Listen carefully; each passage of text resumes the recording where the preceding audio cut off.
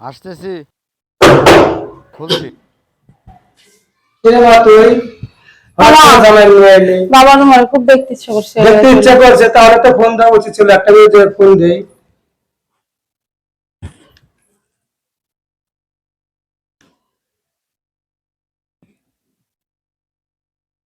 সালাম করো।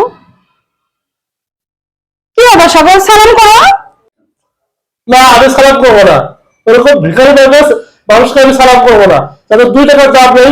আমি তোমাকে ভালোবেসে বিয়ে করছি, তোমাকে নিয়ে আমি সংসার করতে চাই। তোমার বাবাকে দেখে আমি তোমাকে বিয়ে করে দিই।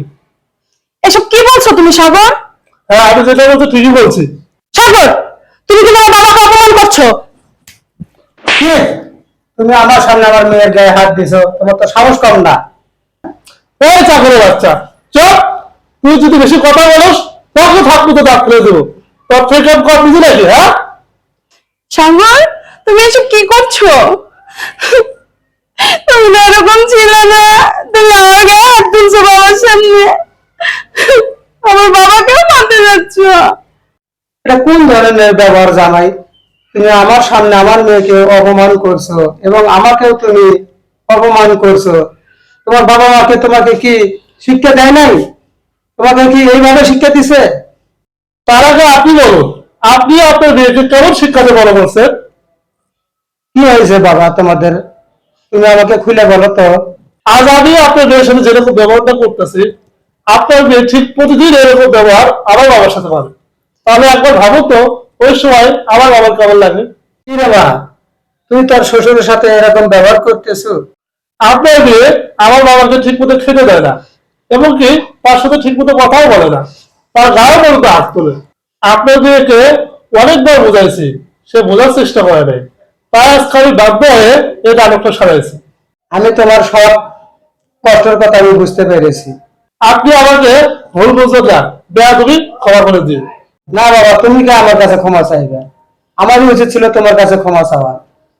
তুই আমার সম্মান সব নষ্ট করে দিলি।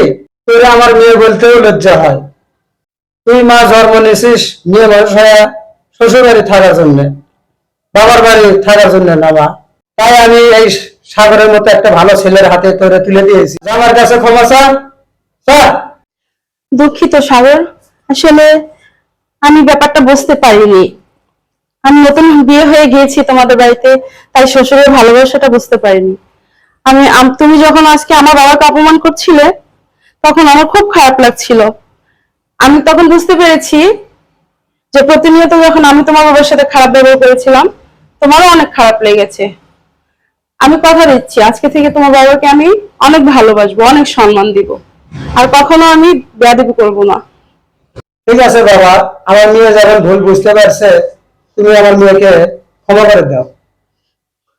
আচ্ছা ঠিক আছে, তুমি যেহেতু তোমার ভুলটা বুঝতে পেরেছো, আমি তোমাকে মাফ করে দিলাম। তা ঠিক আছে বাবা, ভিতরে আসো। আসো মা, ভিতরে। আপনারা কি ঘটনাটা বুঝতে পেরেছেন? আসলে এটা সম্পূর্ণটা একটা নাটক ছিল। আপনারা কেউই বউর কথা শুনে বাবা মার সাথে খারাপ ব্যবহার করবেন না, কারণ বাবা মার সাথে আজকে আপনি যা করছেন, আপনার সন্তান আপনার সাথে তাই করবে। আর আমি এটা শুধু একটা অভিনয় করেছি।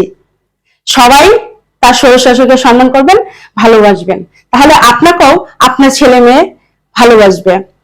আর এই চ্যানেলটিকে সাবস্ক্রাইব করবেন, বেশি বেশি করে লাইক কমেন্ট শেয়ার করবেন। ভালো ভালো গল্প দেবো। আল্লাহ হাফেজ।